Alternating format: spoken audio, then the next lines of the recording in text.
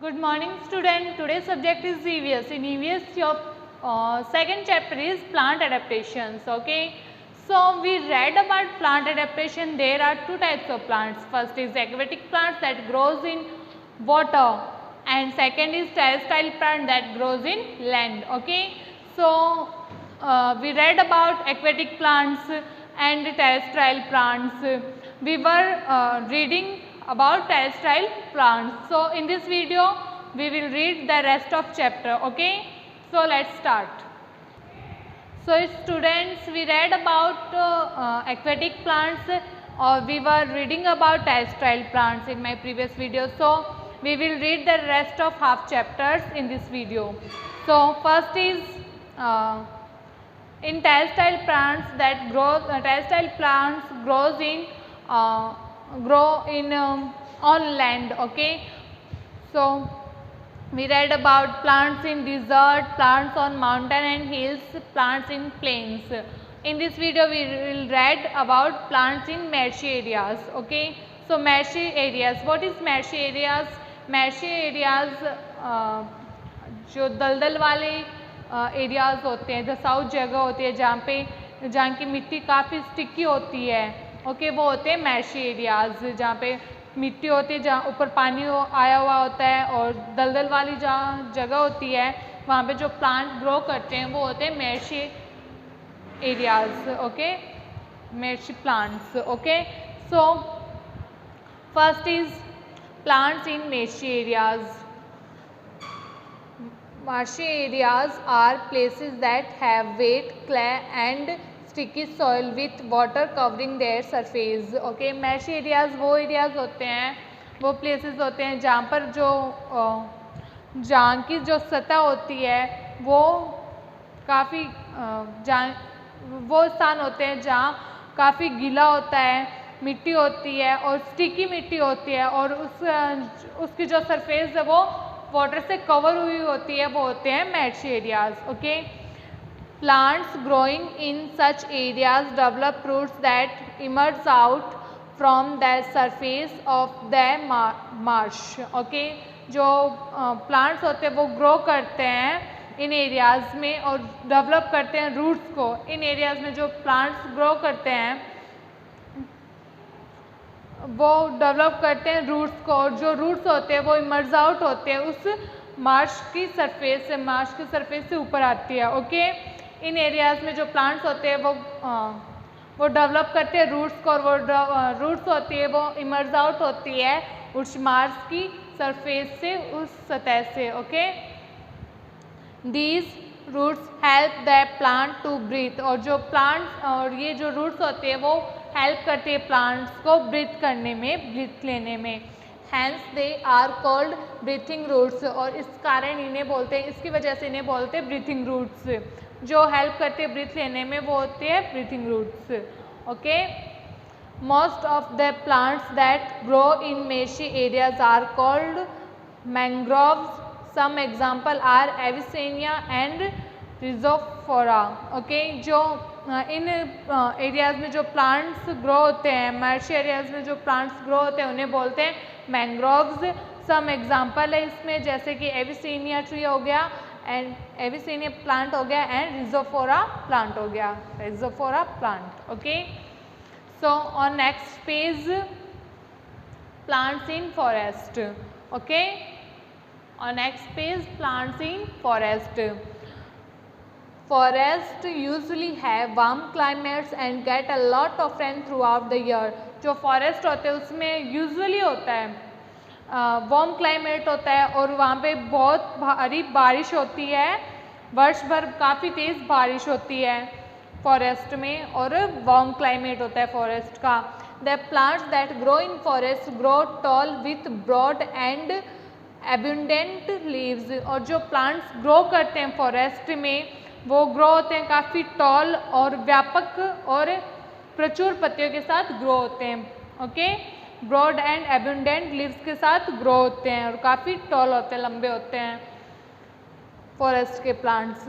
Okay, so which can capture sunlight for photosynthesize. वो काफ़ी लंबे होते हैं, व्यापक और प्रचुर पत्तियों के साथ ग्रो होते हैं जिससे कि कि वो कैप्चर कर सकते हैं सनलाइट को फोटोसिंथेसाइज के लिए। Okay, example of plants that grow in forest are redwood, mahogany, maple and ऑक।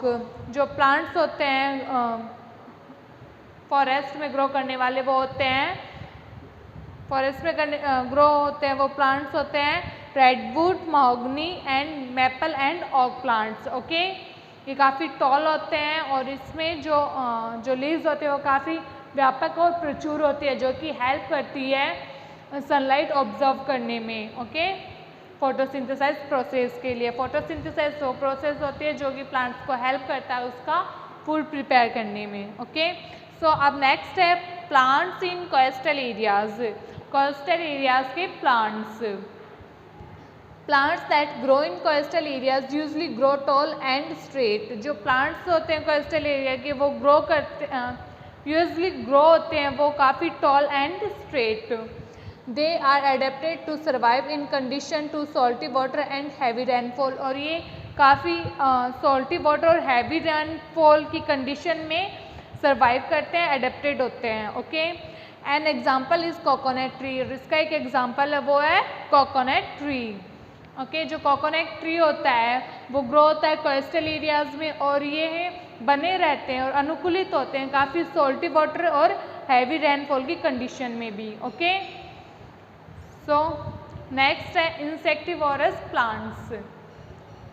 Insectivorous plants. सो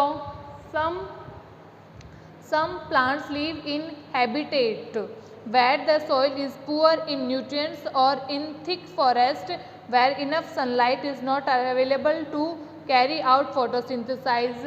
कुछ प्लांट्स होते हैं जो कि हैबिटेट में रहते हैं। ओके, उस हैबिटेट में रहते हैं जहाँ पे कि सॉइल काफ़ी पुअर होती है, मतलब मिट्टी की काफ़ी कमी होती है, न्यूट्रिएंट्स और in thick forest that where enough sunlight is not available. और जहाँ पे न्यूट्रिएंट्स और काफ़ी और सनलाइट भी काफ़ी नहीं होती है, अवेलेबल नहीं होती है कैरी करने के लिए फोटोसिंथेसिस को। ठीक है, अपना फूड प्रिपेयर करने के लिए जहाँ पे सनलाइट भी इनफ नहीं होती है, अवेलेबल नहीं होती है, न्यूट्रिएंट्स भी अवेलेबल नहीं होते हैं और मिट्टी भी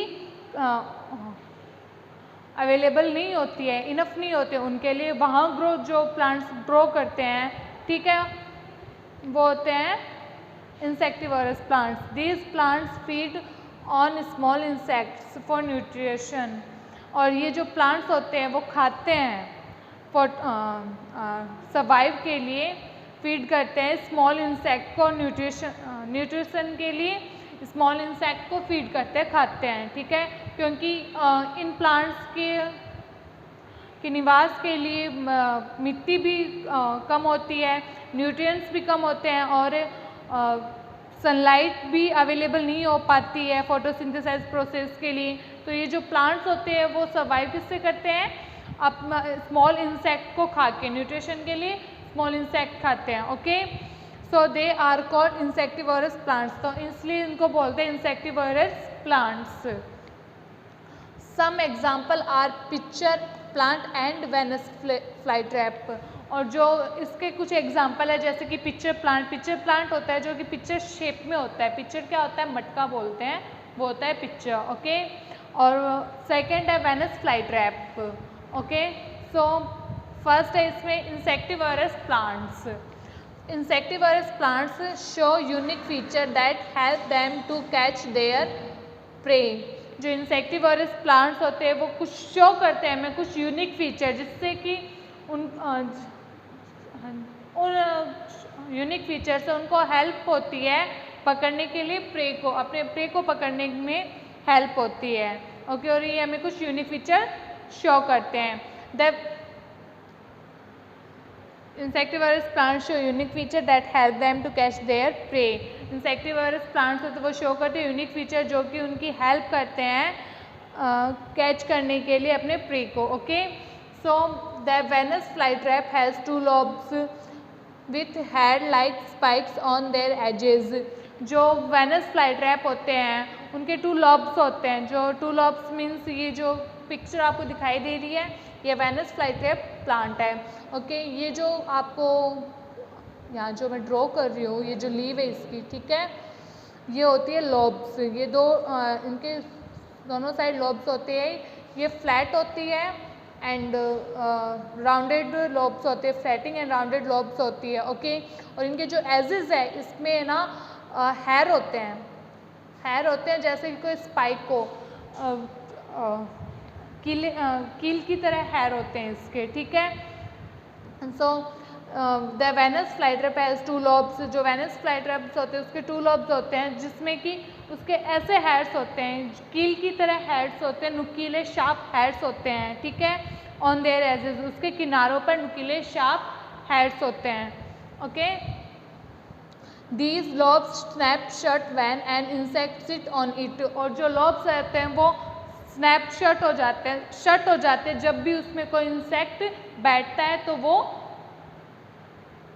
इमीडिएटली शट हो जाते हैं। Okay, so the pitcher plant is shaped like a picture. जो पिक्चर प्लांट होते हैं उनकी शेप्ड होती है पिक्चर जैसी। ओके, ये देखो, ये पिक्चर प्लांट है, इसकी शेप है ना वो बिल्कुल पिक्चर जैसी है। पिक्चर मीन्स होता है मटका घड़ा, ठीक है, इसकी शेप एकदम मटके जैसी होती है। ओके, इसलिए इसको बोलते हैं pitcher plants. Its edge a secrete a slippery substance due to which the insect sitting on it slip and fall inside the pitcher thus getting trapped.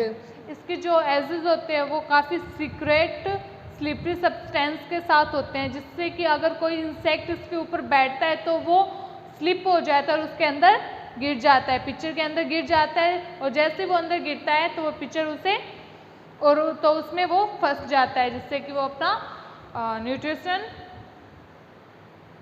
प्राप्त कर सकता है, ठीक है। क्योंकि ये जो प्लांट्स होते हैं इनको ना तो सनलाइट अवेलेबल हो पाती है, ना सोइल अवेलेबल हो पाती है न्यूट्रिशन के लिए, और ना ये फोटोसिंथेसाइज कर सकते हैं, तो इसलिए ये इंसेक्ट को फीड करते हैं। ओके, तो जो वेनस फ्लाईट्रैप है ये तो इसकी जो लॉब्स होती है उसके जो एजेस होते हैं उस पर ये हेयर होते हैं, काफ़ी शार्प होते हैं, शार्प स्पाइक जैसे होते हैं, जिससे कि जैसे कोई इंसेक्ट उसके ऊपर बैठता है तो वो इमिडिएटली उसे पकड़ लेता है, कैच कर लेता है और शट डाउन हो जाता है। ओके, शट हो जाता है। और जो पिक्चर प्लांट्स होते हैं इस ये पिक्चर शेप में होते हैं, तो जैसे इसके ऊपर एक ऐसा सब्सटेंस लगा हुआ होता है, ठीक है, एक ऐसा स्लिपरी सब्सटेंस होता है, जैसे इसके ऊपर कोई इंसेक्ट बैठता है तो वो स्लिप हो जाता है और उसके अंदर जा गिरता है, जिससे कि वो अंदर ही फंस जाता है, तो उसके थ्रू वो अपना फूड फीड करते हैं। ओके, सो नेक्स्ट है non green plants. Non green plants होते हैं जो कि इसमें ग्रीन पिगमेंट नहीं होता, ये भी फोटोसिंथेसाइज कैरी नहीं कर सकते हैं क्योंकि इसमें ग्रीन पिगमेंट नहीं होता है। ग्रीन पिगमेंट क्लोरोफिल होता है जो कि फोटोसिंथेसाइज प्रोसेस के लिए यूज़ किया जाता है। Okay, so non green plants, some plants do not contain the green pigment chlorophyll. कुछ एक प्लांट्स में नहीं होता है green pigment chlorophyll and hence can not carry out photosynthesize. इसकी वजह से वो कैरी आउट नहीं कर सकते फोटोसिंथेसाइज को, इसकी वजह से वो ग्रीन पिगमेंट नहीं होता है तो इसकी वजह से वो कैरी आउट नहीं कर सकते फोटोसिंथेसाइज को।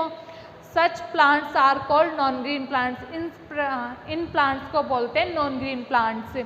These plants are adapted to observe their food from dead plants and animals. और जो these plants adapted to observe their food from dead plants and animals. और ये जो प्लांट्स होते हैं वो एडेप्टेड होते हैं और ऑब्जर्व करते हैं अपना फूड किसके थ्रू, डेड प्लांट्स के थ्रू और एनिमल्स के थ्रू। ओके, अनुकूलित रहते हैं, एडेप्टेड रहते हैं और ऑब्जर्व करते हैं अपना फूड डेड प्लांट्स के थ्रू और एनिमल्स के थ्रू।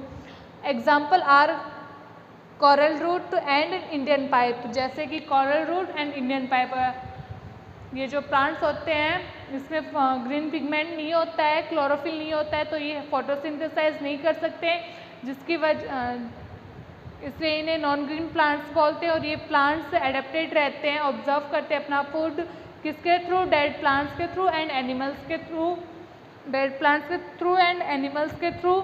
जैसे कि एग्जाम्पल के लिए है coral root plant and Indian pipe. ये रहा इंडियन पाइप, ये जो पिक्चर है ये इंडियन पाइप प्लांट्स है। Okay, so on next page parasitic plants.